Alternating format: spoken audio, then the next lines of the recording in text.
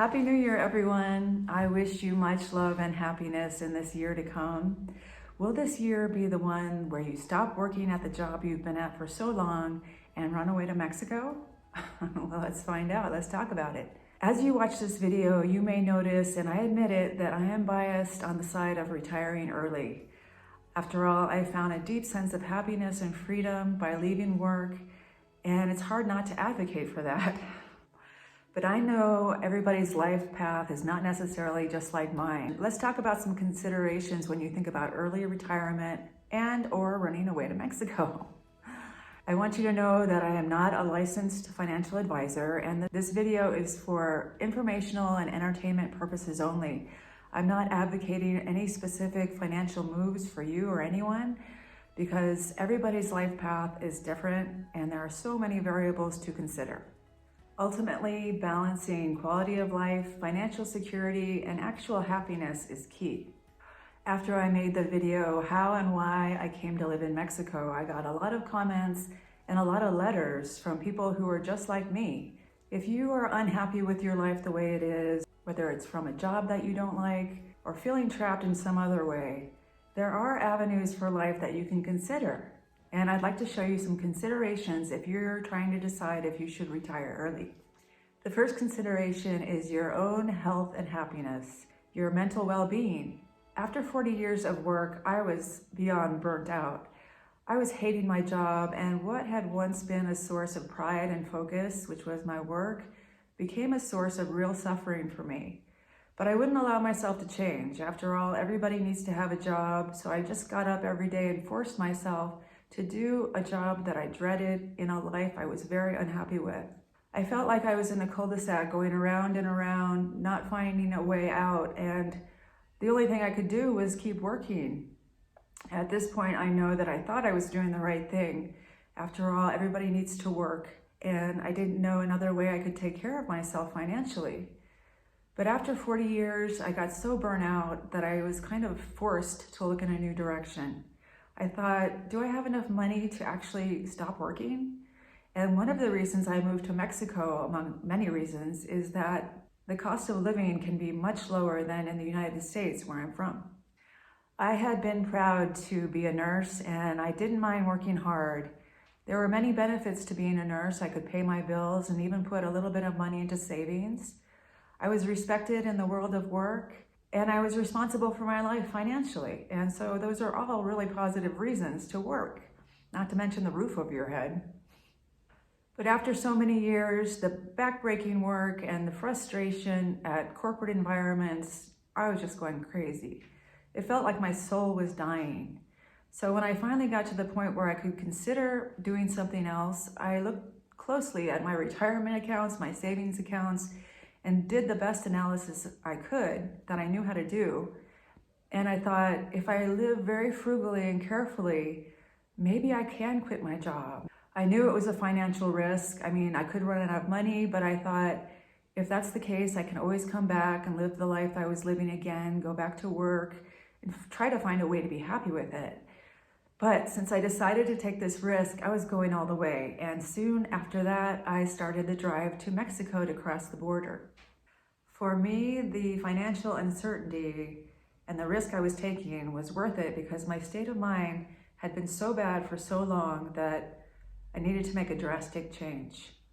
It's one thing if you're happy with work and it gives you a sense of purpose. In that case, do it. Stay in your job. That's great. But if you are like I was and really miserable, it might be time for a really drastic change. For me, it was absolutely. Ask yourself, is staying where you are worth your state of mind, your personal well-being? Because you're already making a sacrifice. You're already having a cost. If quitting improves the quality of your life significantly, the trade-off may be worth it for future financial uncertainty, unless you're a trust fund baby or really rich, in which case you should do whatever you want. For me, it was absolutely worth it. When I think about the time I spent the last few years at a job that I hated, it feels like a giant waste. Think of what you're already giving up. If you're in a life you hate, you're trading off your happiness and peace of mind. No one knows how long they're going to live, but living intentionally now can outweigh the financial insecurity later for some people. Think of what you can do with all your free time. You can do whatever's meaningful to you, whether that's working on relationships and deepening them, renewing your dedication to your own health and fitness, volunteering, creating a legacy, or just enjoying everyday life moments like I am. When your time is your own, you can invest that time in self-improvement, learning, or even spiritual pursuits that may have taken a back seat during all your years of working. Okay, here's a second consideration, and that is having time to yourself while you're still in good health. One of the only things I miss about working at the hospital was the patients. There was people from all walks of life, from rich to poor, some famous people, political people, really wealthy people, and homeless people. And it was really rewarding and interesting to hear some of their life stories as we connected before and after surgery. People love to be heard, and listening to their life stories was really rewarding for both of us. But I saw many, many patients in very ill health, sometimes returning to the hospital over and over for multiple procedures. There were people with chronic conditions that just made their lives miserable, and people with chronic pain that were suffering every day just looking for a solution to help them not feel so bad. Seeing all this suffering made me really grateful for my own good health, of course, but it also made me realize how fragile we all are and how things can change so fast. One minute you're building a life and doing what makes you happy, hopefully, and the next you get in an accident or have a sickness, and the next thing you know you're a patient with a life that revolves around doctor's appointments and hospital procedures, wondering if you'll ever get your life back and worried about what happens next. Some people retire only to find that their health has already deteriorated because of aging or decades of work. The fact is that for most people, your health declines with age. Studies have shown that high-stress jobs can contribute to early onset of certain diseases like cardiovascular conditions. You can see my notes under the video for references. Many people plan to enjoy their retirement with travel or other passions, but find that their health has deteriorated and their lack of mobility or energy or chronic pain gets in the way. In the US, 40% of adults over 65 have some form of disability, according to the US Census Bureau. Oftentimes it has to do with mobility, climbing, or chronic pain. Knowing all these things reveals the importance of balancing work, health, and the timing of your retirement. For many of us, retiring early while you're still in good health has led to a more fulfilling and happy post-work life, to state the obvious. While many people do experience joy and freedom with early retirement, some people do have regrets. So let's talk about some of those. Regrets often come from unmet expectations, financial challenges, or even emotional adjustments.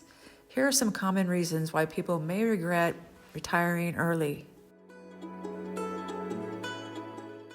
I have heard that the number one regret early retirees can have, and it's a big one, is financial insufficiency.